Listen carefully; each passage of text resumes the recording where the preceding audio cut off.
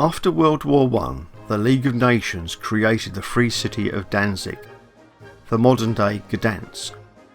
The vast majority of the population were German, and in the elections of 1933 a Nazi government was elected, with a subsequent rise in anti-Polish and Jewish policies. As Europe moved closer to war, there was one small ray of hope for some.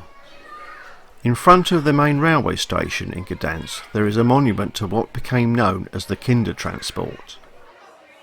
In a British government-sponsored scheme over a period of 9 months up to September 1939, 10,000 unaccompanied children, mainly Jewish, from Germany, Austria, Czechoslovakia and Gdansk were evacuated to Britain. Many of these children arrived at London's Liverpool Street Station, where there is a similar monument by the same artist, Frank Meisler, who was himself evacuated from Danzig in August 1939.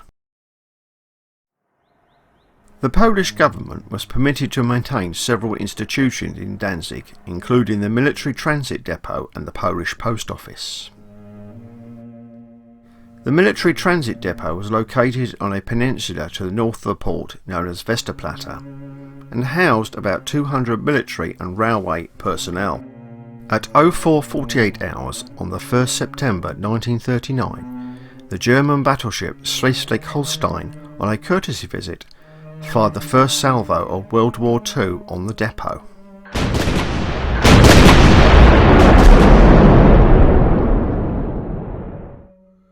This was followed by attacks by ground forces and dive bombers, against which the defenders held out valiantly.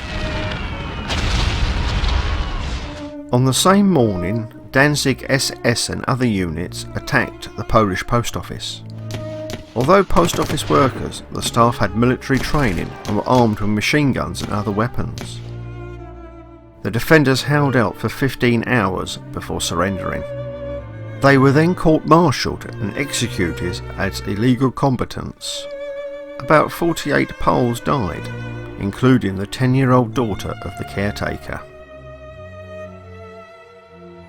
The magnificent memorial was unveiled on the 1st September 1979 and depicts a wounded defender being handed a rifle by the goddess Nike.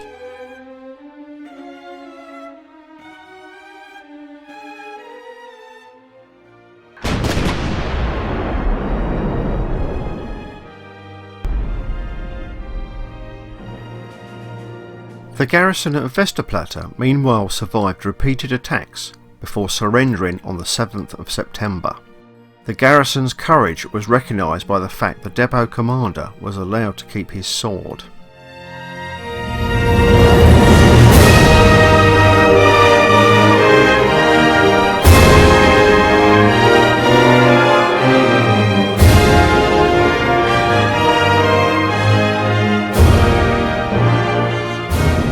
Today, few of the depot buildings remain. The barracks block shows the scars of the pounding it received during the attack.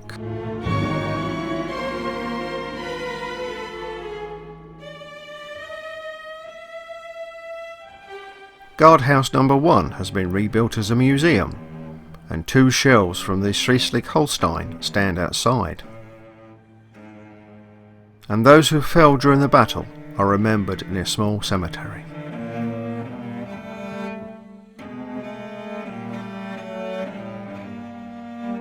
The colossal monument of the coastal defenders stands overlooking the scene of the battle and was unveiled in 1966.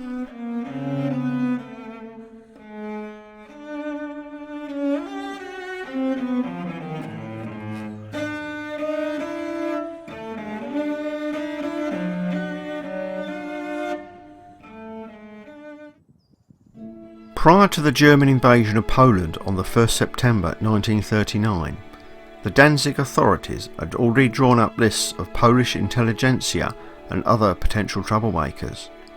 A site had already been selected, and on the 2nd of September 1939, a concentration camp was opened 34 kilometres east of Danzig at Stuthof. It was the first concentration camp to be built outside Germany. Prisoners arrived at the camp by narrow gauge railway and were marched past the commandant's villa, the accommodation for the dogs and their handlers, and the command building. They were then marched through the Death Gate. 110,000 people from 28 countries and 30 nationalities passed through the gate, and 65,000 of them never regained their freedom.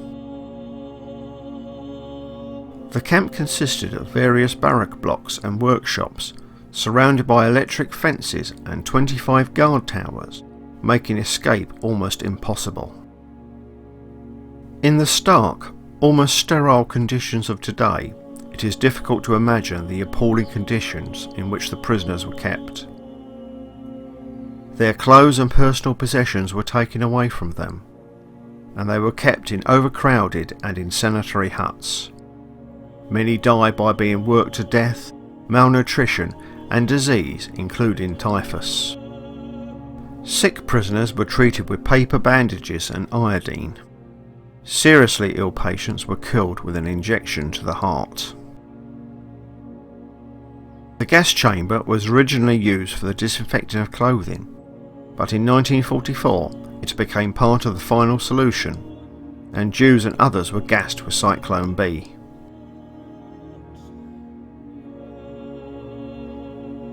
The railway wagons were used mainly for the transport of prisoners, but some were adapted into mobile gas chambers.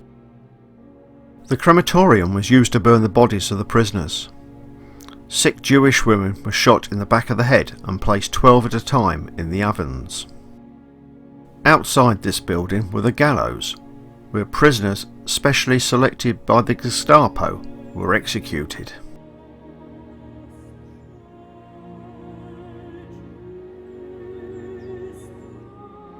In this area is a wooden cross that was erected in 1945 by former inmates. Nearby is a Star of David that commemorates the 28,000 Jewish prisoners who died in the camp. To one side of the camp were the buildings of the German armaments factory, where prisoners were forced to make components for aircraft and submarines. The camp expanded greatly over the years, and the barracks and workshops of the new camp are today represented by rows of stone monuments. The camp's workshops including carpenters, painters and many other trades for the running of the camp, as well as for the armaments industry. As Russian forces advanced across Poland, the Germans forced prisoners on the infamous death marches, when 25,000 died. When Soviet forces entered Stuthof in May 1945, only 100 prisoners remained. Stuthof was the last concentration camp to be liberated. Following the liberation of the camps, many of the guards, both male and female, were tried by Polish authorities and executed by hanging. The two camp commandants were Max Pauli and Paul Werner Hopper. Pauli was captured by the British and hung by Albert Pierpoint, the British hangman. Hopper was also captured by the British but escaped to Switzerland, and it was not until 1957 that he was convicted by a West German court and sentenced to 9 years imprisonment. The epic monument was unveiled on the 9th May 1968, the 23rd anniversary of the liberation of the camp.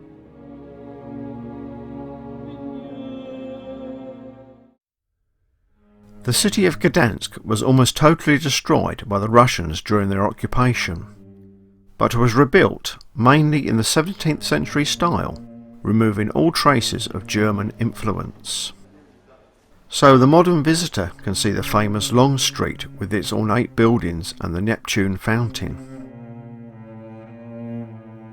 On the riverside, the symbol of Gdansk, the medieval crane, was entirely rebuilt. However, the legacy of World War II continues in Gdansk, as in March 2017 the Museum of the Second World War was opened. This amazing ultra-modern building stands 40.5 metres high and houses a library and conference rooms. The actual museum is 3 floors below ground. It chronicles the course of the war, mainly from a Polish perspective, from the rise of the totalitarian regimes through the horrors of the war itself to the division of Europe in the years after the war.